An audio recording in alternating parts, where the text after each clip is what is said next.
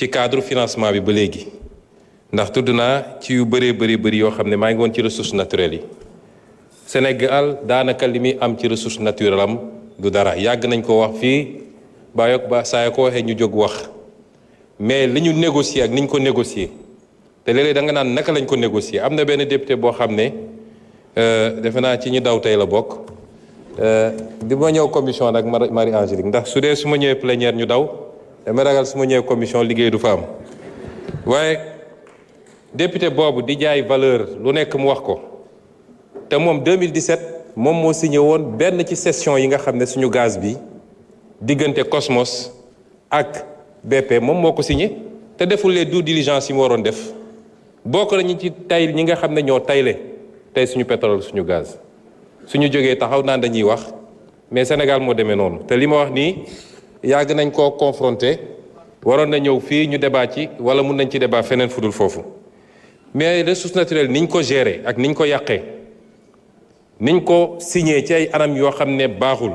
ci réew mi moo tax fi mu ne dañu war a nekk ci dabu ndax réew bu am li Sénégal am yépp bu dee gérer nañ ko niñ ko war a gérer damay faral di wax ni Afrique moo waroon doon parmi les bailleurs du monde gis nga réewu golfe bi tey dañoo bokk ci les bailleurs du monde est-ce que xam ngeen ni am na réew yoo xam ne amuñu bor wala dañuy obligé fabriquer leur dette pour des raisons strictement économiques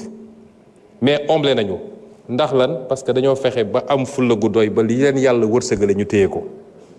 mais Afrique la ngay gis ñu ne am nga ressource naturelle xoolal lu mel ni phosphate bi te ñun amuñu ci dara ñu ngi koy exploiter fii phosphate bi day régler problème bi yu bëri y compris le problème de l'agriculture parce que ministre mi ngi wax naan di ngeen gis su ngeen musul gis ay bateau engrais yu jógee fële mais ñun waruñu woon andi bateau engrais fii suñu gérer woon ni ñu gérer suñu phosphate bi loolu bokk na ci piliers yoo xam ne liggéey bu ñu tàmbali la di ko liggéey primature ma dénk ko ay nit ñu ko mate gis nga suñu defaraatee suñu bopp rek marché soo jëlee marché public yi li ñu jot a renégocier ci marché public rek dépassé na 60 milliards loo xam ne lu régime bi fi jógee signé woon la ba pare ay surfacturation yoo xam ne 20 milliards ici 10 milliards là-bas te ñañ ko seqal bi ñu waxtaanee ba démontrer leen ni lii c'est surfacturé ñoom nangu nañ ko ba d'accord le surplus ñu réorienté ko feneen te loolu mooy rek ci ay marché éducation nationale enseignement supérieur duggaguñu sax ci marché ressources naturelles yi imaginez ñaata milliards la ñu sàggane ci loolu kon loolu bokk na ci l'un des piliers fondamentaux la réappropriation de la souveraineté sur nos ressources naturelles moo tax la ñu am ci phosphate Matam nga xam ne commencé guñ ko exploiter ñun bi ñëwee dañ ne duñ ko def ni ñu ko daan defee on veut l'exploiter ici am nos unités industrielles ici ñu transformer ko fii lañ ci soxla ñu jël ko li ci des ñu exporter ko c'est ça notre modèle et c'est pourquoi il est totalement différent de ce que les gens faisaient maintenant on a un besoin de financement dañoo fekk réew mi situation boo xam ne bu doy waar la tey bu ñu amee accord ak lu mel ni FMI suñu besoin en financement peut-être ci année bi ñu nekk ni dina doon à peu près 1195 milliards mais day doon lu dégressif chaque année ñu wàññi ko tuuti peut-être ce sera 498 milliards l'année qui suit ainsi de suite en 2019 on sera à 155 milliards mooy li ñu war a yokk ci li ñu am bu ñu dajalee li ñu fortaatu yépp ngeen posé question bu am solo woote nañu barki démb sénégalais yu bëri uyu si am na ñu bëri ñu ne dañoo bëggoon a def waaye teelu ñoo yëg am na ñoo xam ne nee nañu ñoom problème mu éthique la ñu am parce que ñoom seen gëm-gëm permettre leen ñu jël ay obligation boo xam ne day générer ay intérêt loolu yépp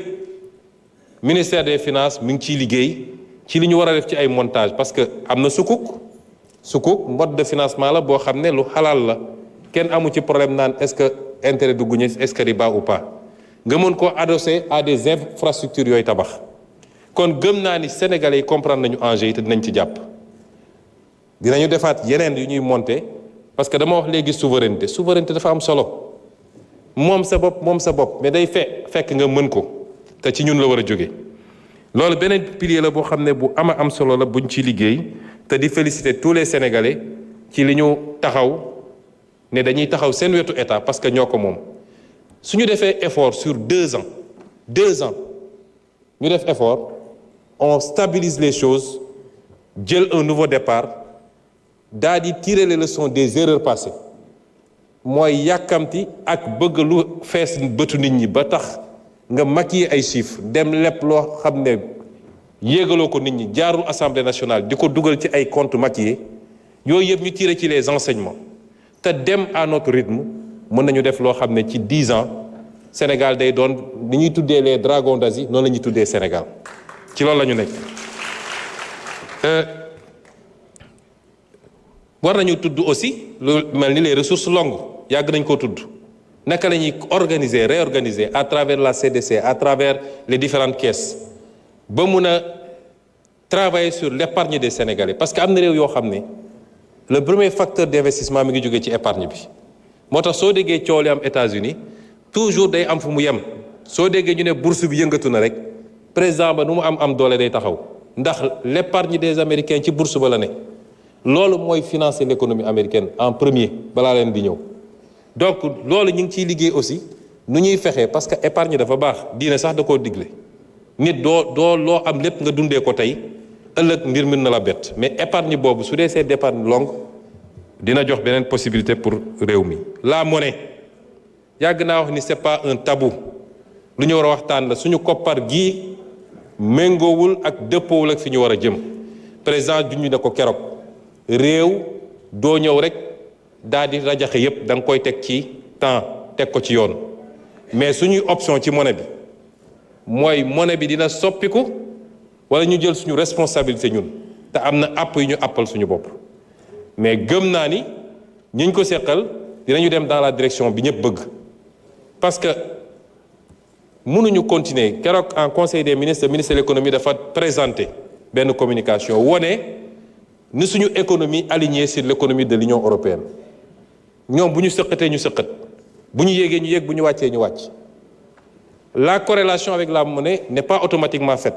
mais quel est le seul facteur qui nous lie à cette zone-là mais c'est la monnaie moo tax il faut que ñu nangu poser débat yooyu avancer ci mais lu technique la lu sérieux la am na lu ñu teg loo xam ne ñu ngi ciy liggéey du fii laa koy développer yépp pour vous dire que tous les leviers ñu ngi ciy liggéey tous les leviers qui doivent nous amener à souverainiser notre financement nous donner le maximum d'indépendance parce que da ngay dégg ñu ne ñoom ñoo ne woon bor tekkiwul manque de souveraineté bor bu ñu la conditionné ba nga xam ne sañoo bañ bor boobu mooy manquer souveraineté mais bu dee yow yaa am sa latitude marché yi wóolu la ba soo wootee ñu wuy si la parce que la dette n'est que de la fiscalité différée en réalité nga teg ko ci temps teg ko ci anam boo xam ne dette bu soutenable la nga garder toute ta latitude ber bu bon mooy dañ la naan lii da nga koy signer foog nga def telle réforme sinon duñ la lebal kooku mooy bor bi nga xam ne day empiéter ci sa souveraineté kon loolu ay éléments yu important la ensuite ñun dañu war a en tant qu'Africain et en tant que Sénégalais dañoo nekk ci àdduna bi dafa les options stratégiques dañu nekk ci àdduna boo xam ne y a le choc des grandes puissances y a ce qu'on appelle le piège de Thucydide mooy à chaque fois qu'une nouvelle puissance jóg beneen puissance bi fi newoon ni muy réagir par rapport ak puissance boobu études yi def mooy ci 16 cas yi ñu étudier dans l'histoire de l'humanité les 12 dafa mujjee ci guerre fi mu ne nii amagul te ñu ngi ñaan yàlla bu mu am waaye guerre économique déclenché na ñun les petits pays comme le Sénégal ban stratégie dañoo war a am pour capter les dividendes de cette guerre économique qui se déclenche parce que am nañu toutes les options et tout le potentiel qu'il faut l'Afrique doit être le prochain moteur de l'économie mondiale pendant ces 30 ans ça a été la Chine gis nañu essoufflement Afrique suñu régler problème évidemment la stabilité dans les pays la sécurité l'instabilité politique qu'il y ait un minimum de consensus entre nous et c'est pourquoi j'en appelle à l'opposition parce que fii y a pas matière à opposer fii amul lu ñu fi opposer fi ñu fekk réew mi def xayma bi ne Sénégalais lii moo fi nekk gisuma ku ci war a opposer mais da ngay gis koo xam ne sax même su ciy wax sax oui li fi xew c'est grave etc mais ñoom waruñu woon non nous allons dans le sens bi réew mu sa defaru yoon bii la jël kon loolu amul luñ ci opposé wu les actes qu'on pose pour la bonne gouvernance. Dans les prochains jours, on soumettra ici à l'Assemblée un certain nombre de projets de loi yoo xam ne presque pare na. Le projet de loi pour réformer l'OFNAC, le projet de loi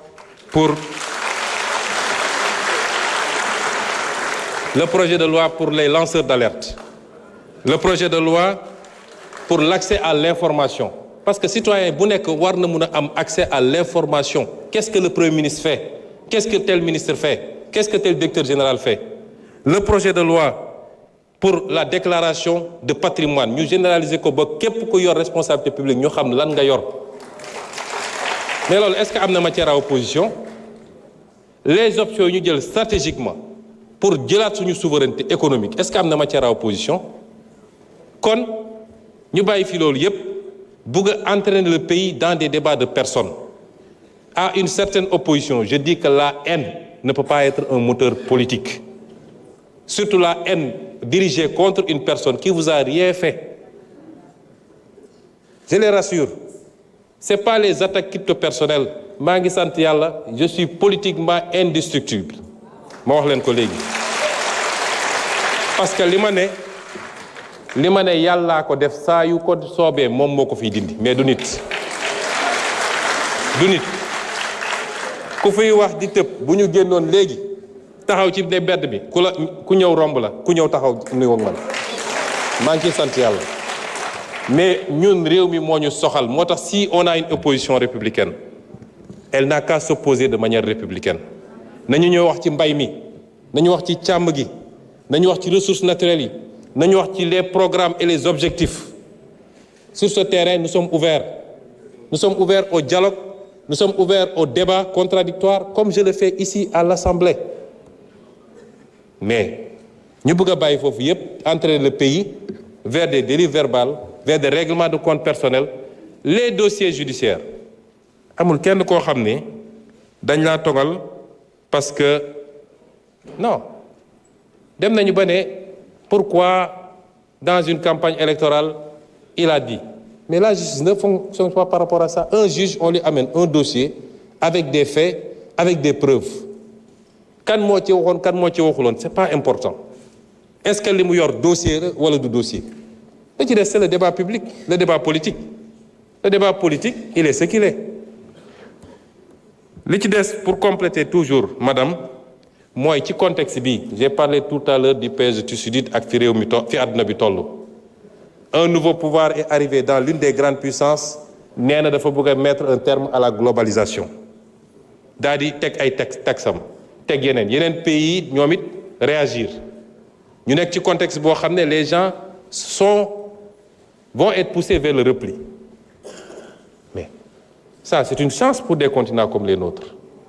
parce que li waroon dem feneen mën na ñëw fii mais dafa am ñu koy organiser. Nous ne sommes pas pour le moment un problème de compétitivité de notre économie. C'est pourquoi l'une de nos priorités mooy l'énergie. Je l'ai dit ici, je le répète. Réew munoo industrialiser wu munoo développer une économie tant que tu as une énergie qui coûte ce qu'elle coûte au Sénégal, c'est-à-dire plus de 100 francs le kilowattheure. Suñu plus grand pari et suñu plus grand défi dans les 5 ans mooy ramener le prix du kilowattheure maximum à 60 francs. Le ministre de l'Énergie vous l'a dit l'autre jour. Et c'est pourquoi nous avons dit suñu gaz bi mënuñu ko bàyyi mu génn noonu. Gaz bi suñu priorité mooy luñ ci mën a andi mettre toutes nos centrales au gaz, faire de nouvelles centrales au gaz. Je vous ai dit à l'origine 2050 on a un objectif de 10 000 kWh, 10 000 mégawatts. On a produit 1800 aujourd'hui. Imaginez le gap. Le solaire ne pourra pas tout combler. moo tax ñu ne suñu oléoduc bi suñu gazoduc bi war a andi gaz bi fii mooy suñu priorité. L'énergie est une question de sécurité nationale même. Et c'est pourquoi, en dehors de l'aspect économique, il y a l'aspect domestique. Parce que dans le budget des ménages, l'énergie coûte très cher. moo tax dégg ngeen coow centrale West Africa Energy bi. Quand je suis arrivé, j'ai dit au président, je prends en main ce dossier.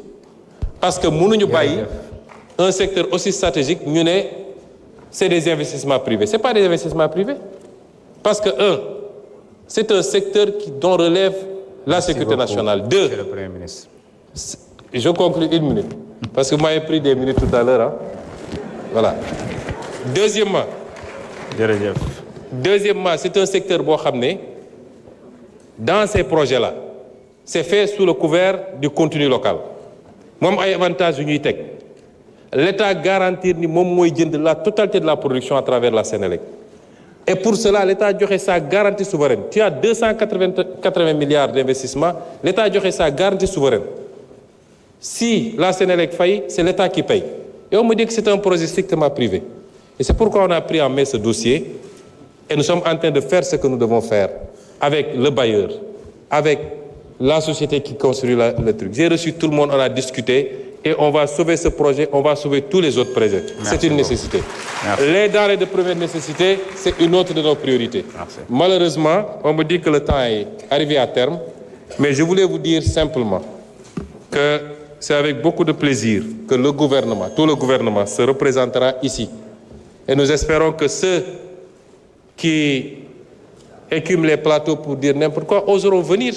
ñu débat fii parce que fii la débat bi ñun xastewuñu xuloowuñu la guérilla parlementaire existe partout nit noo dikkee rek ñu tontoo la noonu asalaamaaleykum